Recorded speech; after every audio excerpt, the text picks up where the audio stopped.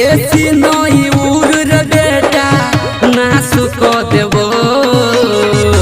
बेसी नहीं उड़ रे बेटा नाश क देबो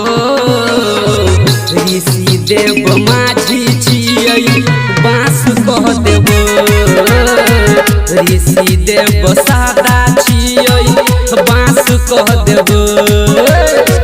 ऋषि देव सादा छियै ऋषि देव सादा छियै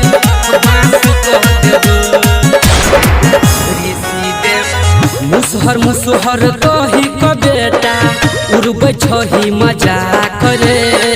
अनुज ऋषि से पंगा तू ले लही कही दे तो राख रे मुसहर मुसहर कही क बेटा उड़बै छही मजाक रे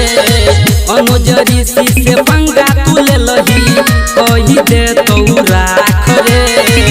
जात के माझी छियै साफ क देबो जातु के माझी छियै साफ क देबो ऋषि देव सादा छियै बाँस कह देबो ऋषि देव माझी छियै बाँस कह देबो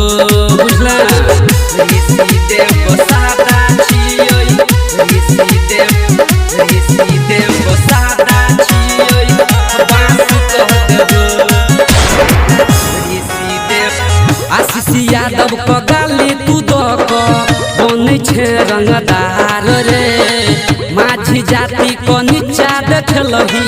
देबो जमीन में गार रे आशीष यादव क गाली तू दक बनै छे रंगदार रे माझी जाति क नीचा देखलही देबो जमीन में गार रे सुरेश बर समिया लाश क देबो राइटर दिनेश कहो लाश क देबो ऋषि देव माझी छियै बाँस कह देबो ऋषि देव सादा